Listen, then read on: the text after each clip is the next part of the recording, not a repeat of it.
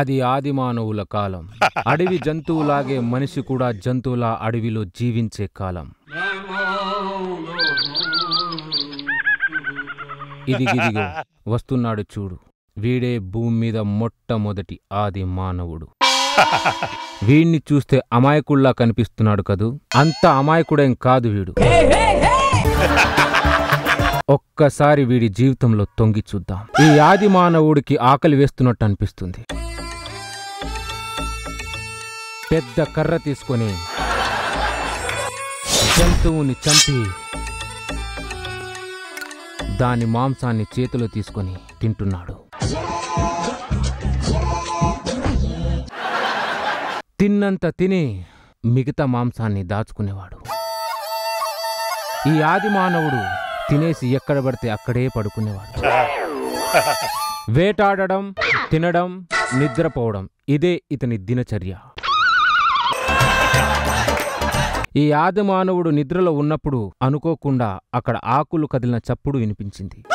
ఆది మానవుడు లేచాడు. ఏంటి శబ్దం అనుకున్నాడు. వెనక్కి తిరిగాడు. వెనక్కి తిరిగి చూస్తే ఓ వింత జీవి.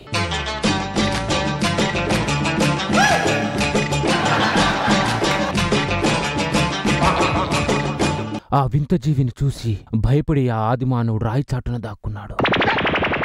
ఆ వింత జీవినే చూస్తున్నాడు.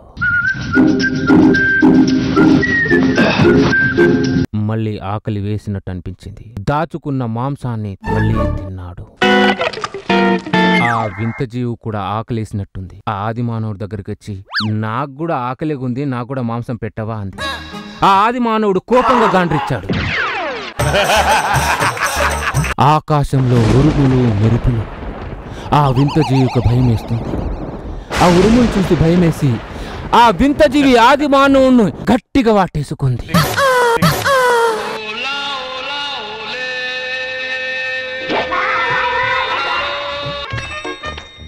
మాంసం కడుపు నింపుతుంది, ఈ వింత జీవి ఏదో మనసు నింపుతుందని ఆది మానవుడు గ్రహించాడు. ఆ ఆది మానవుడు తన దగ్గర ఉన్న మాంసాన్ని ఆ వింత జీవికిచ్చి తిను అన్నాడు. ఆది మానవుడు ఆ జీవిని చూసి సంతోషపడుతున్నాడు. అంతలోనే తన సాటి ఆది మానవుడు అక్కడికొచ్చాడు. ఆ వింత జీవి దగ్గర ఉన్న స్పర్శ ఈ సాటి ఆది మానవుడి దగ్గర ఉందా అని గమనించి ఆ సాటి ఆది మానవుడిని కౌగిలించుకున్నాడు. వాడి దగ్గర చెమట కంపు తప్ప ఏమీ లేదని గ్రహించాడు. ఇక్కడున్న ఫీలింగ్స్ ఇక్కడెందుకు లేవు, ఇక్కడున్న అద్భుతాలు ఇక్కడెందుకు లేవని బుర్రగొక్కున్నాడు. ఏమైందిరా? ఏమీ లేదురా. సరే సరే పద వేటకెళ్దాం అని అన్నాడు. మన విధవ ఆ వింత జీవి గుహవైపు చూసి, వేటకి నేను రాలేనురా అన్నాడు. ఏమైంది అన్నాడు. నాకు మోకాలు నొప్పి, మోటిపుల నొప్పి అన్నాడు. మన విధవకి ఎక్కడలేని నొప్పులు అప్పుడే స్టార్ట్ అయ్యాయి. ఒక వింత జీవి కోసం ఆది మానవుడు అబద్ధమాడిన మొట్టమొదటి సందర్భం ఇదే మిత్రులారా. మొదలైందా? నీకు కావాల్సిన ఆహారాన్ని నేను తీసుకొని వస్తా అని చెప్పి ఆ సాటి ఆది మానవుడు వేటకు బయలుదేరాడు. ఆ వింత జీవి గుహలోంచి బయటికొచ్చి ఆది మానవుడితో, నాకు కడుపు నిండా ఆహారం ఇచ్చావు, ఉండడానికి గుహనిచ్చావు, నీకు ఏమివ్వాలి అని అడిగింది. ఈ దరిద్రుడు ఏం అడిగాడో చూడండి.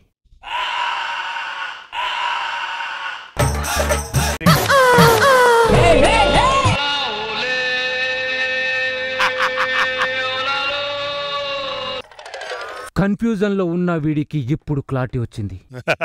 ఇంతలో వేటకెళ్లిన సాటి ఆది మానవుడు వస్తూ ఉండడం చూసి ఆ వింత జీవిని రహస్యంగా గుహలో దాచిపెట్టాడు. సాటి ఆది మానవుడు వచ్చి, వేటకెళ్లి మాంసం తెచ్చాను, తిందాం రా అని పిలిచాడు.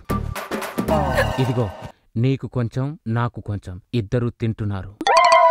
అంతలో ఆ వింత జీవి గుహలోంచి బయటికొచ్చి, ఏయ్ నాకు ఆకలిగా ఉంది, నాకు మాంసం కావాలి అని సైగ చేసింది. మే హూనా డోంట్ వరీ. వాడు తింటున్నట్టు ఓరాక్షన్ చేస్తూ ఆ వింత జీవి కోసం ఆ మాంసాన్ని పక్కన పెట్టాడు. తినేశాం కదా, దా ఇద్దరం పడుకుందాం అన్నాడు. కాసేపటికి మన ఆనిముత్యం లేచాడు.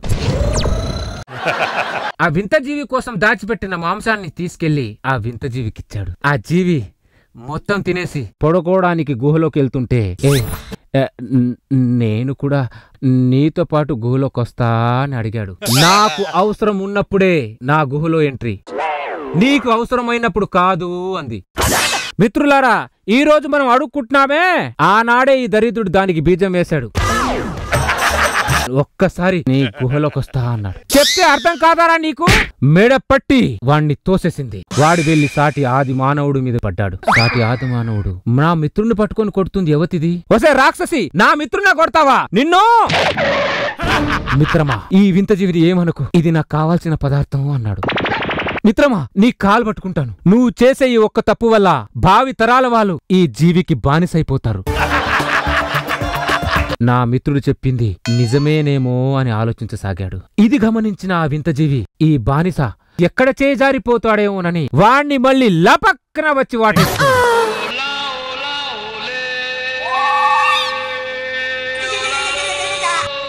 మిత్రమా, నువ్వు ఎన్నైనా చెప్పు, అడవి లేకపోయినా నేను బతకగలను గాని అడవిలో ఈ జీవి లేకపోతే మాత్రం నేను బతకలేను. నన్ను వదిలే మిత్రమా, నన్ను వదిలే.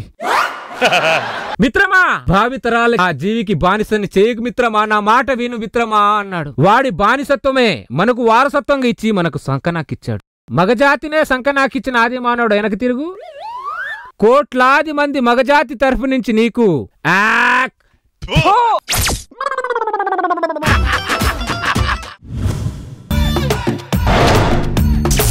మొన్న దసరాలో జరిగిన ఈవెంట్ చూసి ఓ మనిషిలా మారాను సార్. ప్రతి ఒక్కరిని ప్రేమించడం మొదలుపెట్టాను సార్. ఎంతలా ప్రేమిస్తున్నానంటే ఆఖరి మావిడి తెలియకుండా అలా ప్రేమిస్తూనే ఉన్నాను సార్ అందరు. నేనే నాతో పాటు 10 మంది మార్చాలి నా కోరిక సార్. నా ఫ్రెండ్ వస్తాను ఇంకా రాలేదు, ఆడు కూడా మార్చాలి అర్జెంట్ గా.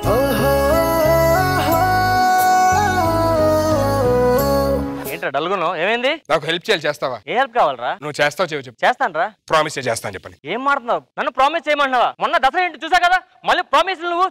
సరే, ఒక 50,000. డబ్బులు లేవు. ఇప్పుడే కదరా ఫ్రెండ్షిప్ దసరా ఈవెంట్ చూసానన్నా. దసరా ఈవెంట్ స్టార్టింగ్ లో చూసాను కొడుకున్నప్పుడు, అంతే. తర్వాత టీవీ కట్టేసా. తెలుసురా, మీరు ఎవరు హెల్ప్ చేయరని చెప్పండి. ఏం మ్యాటర్ అని చెప్పింది? నేను ఒక అమ్మాయిని మనస్ఫూర్తిగా ప్రేమించాను. ఆ అమ్మాయితో లేచిపోయి పెళ్లి చేసుకుందాం అనుకుంటున్నా. సమయాన్ని పక్కన ఫ్రెండ్ ఉంటే బాగుండరా? ఏ నువ్వు చెప్పిన జోక్ చెప్పుకో, నవ్వుకున్న కూడా పక్కన వెళ్ళలేడరా. నిజంగానే సీరియస్ ఒక అమ్మాయిని ప్రేమించాను. ఆ అమ్మాయితో ఇప్పుడు లేచిపోయి బయటికి వెళ్ళి పెళ్లి చేసుకుందాం అనుకుంటా. అది జోక్ ఉందా నీకు? నువ్వు ఒక అమ్మాయిని చేసుకుని అమ్మాయికి లైఫ్ ఇస్తానంట. హెల్ప్ చేస్తాను రా. ఎందుకు తెలుసా? ఒక అమ్మాయికి లైఫ్ ఇస్తుంది కాదు, మిగతా అమ్మాయిని వదిలేస్తా కదా, అందుకు లైఫ్ ఇస్తాను. ఫోన్ చే అమ్మాయికి ఒకసారి. సిగ్గుందా శరమందా అసలు నీకు? నన్ను కలిసి మళ్ళీ ఫోన్ చేస్తారా? ఎవరు రా తిడుతుంది? అరే గీతకు చేస్తారా? సీత సారీ మర్చిపోయా. హలో, నేను వస్తున్నా ఇప్పుడు. నీ మాడతా.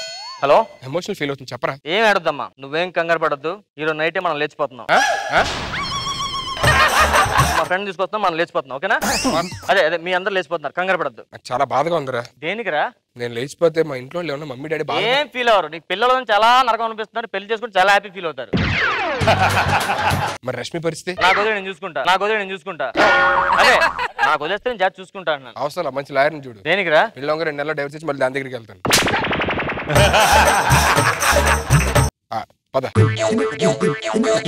అమ్మాయి ఇల్లు ఎక్కడ?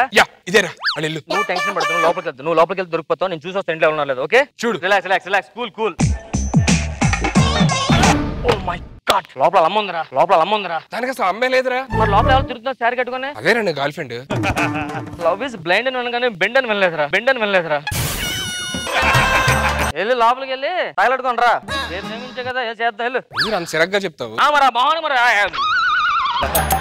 వాళ్ళ నాన్న ఈ ఏరియాకే పెద్ద రౌడీ. 24 hours డ్రింక్ లో ఉంటాడు. ఇప్పుడు అసలు ఇంట్లో లేడు, బయటికి వెళ్ళాడంట. లోపలికి వెళ్ళి బయటికి వచ్చే లోపు వాళ్ళ నాన్న ఒకవేళ వస్తే గనక 3 సార్లు మియావ్ మియావ్ మియావ్ నేను వచ్చేస్తాను. అర్థమైందా? ఏం చేస్తావు? ఆ లాన్ రాగానే నువ్వు 3 సార్లు మియావ్ అంటావు, నేను పారిపోతావు, నువ్వు దొరికిపోతావు. నీకు దండం పెడతారా? నీకేంటి 3 సార్లు మియావ్ అనాలి కదా? అంతే. నువ్వు లోపలికి వెళ్ళు. మియావ్ ఏంట్రా? ఊరికే టెస్ట్ చేసి అలట్టుకున్నా లేదా అని.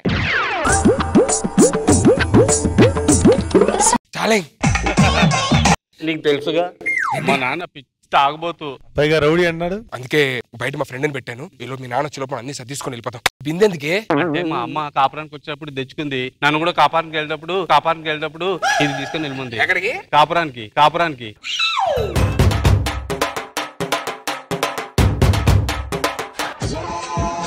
పైకి వెళ్తున్నావేంటి? అది మా ఇంటి వైపు వెళ్తాం. నేను 3 సార్లు మేము అనుకుని వెళ్ళకూడదా? నా ఇంటి నీ పర్మినెంట్ రా. అదికే సార్ కొంచెం అడ్రస్ చెప్పండి సార్. ఇప్పుడు మనం ఇలా స్ట్రైట్ కి వెళ్ళిన తర్వాత వస్తా సార్. మేమెందుకు వస్తారా? అప్పుడు అక్కడి నుంచి రైట్ తీసుకున్న తర్వాత లెఫ్ట్ లో ఎందుకు వస్తుందా? అక్కడి నుంచి లెఫ్ట్ కే వచ్చేస్తాం కదా. మియం ఏంట్రా మాట్లాడితే మియం అంటే నీకు ఒక్కడిగా వచ్చేయండి. నీవు సెలవు సావండి మీరు. ఇదిగో డబ్బులు తీసుకో. అమ్మా అమ్మా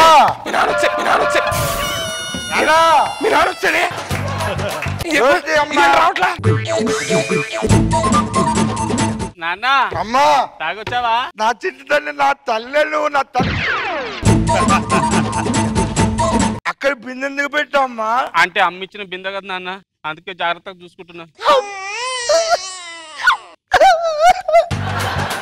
ఆ బిందె అంటే ప్రాణం అమ్మ నాకు. అవునా? నా చిట్టి తల్లి. సరే నాన్న స్నానం. జాగ్రత్త బిందె, జాగ్రత్త తల్లి. మియా మియా మియా వేడి ఒరే మంచ కింద పెట్టరా. మియా బయట పెట్టరా. ఏమైందిరా? బియ్యం నీ అయ్యా. ఈ బిందెకి బిందె ఫస్ట్ నుంచో. అమ్మా ఒరే నా చెయ్యిరికిపోయిందా బా? చెయ్యిరికిపోయిందా?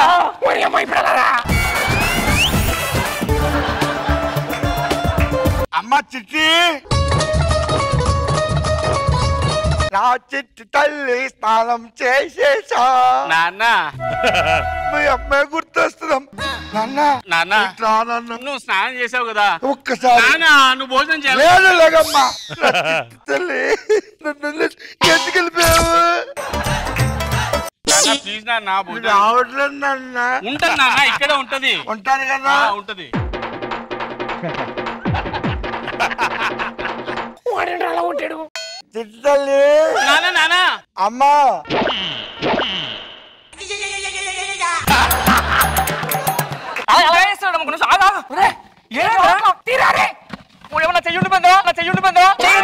మా నాన్న మిమ్మల్ని చూశాడంటే బాగా చంపేస్తారా బాబా.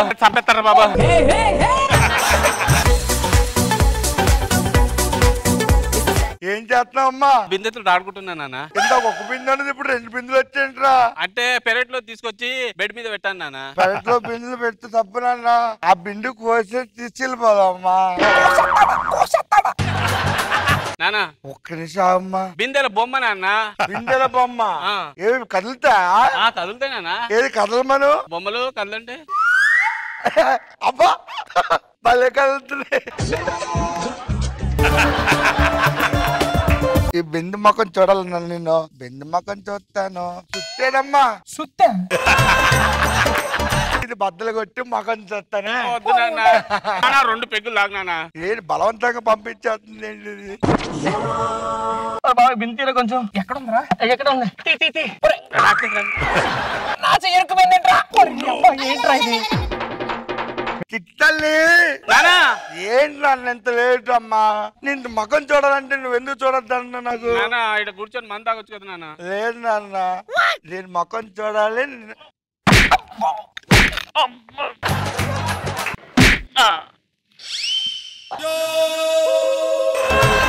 బిందులకు మాట్లాడేస్తాం.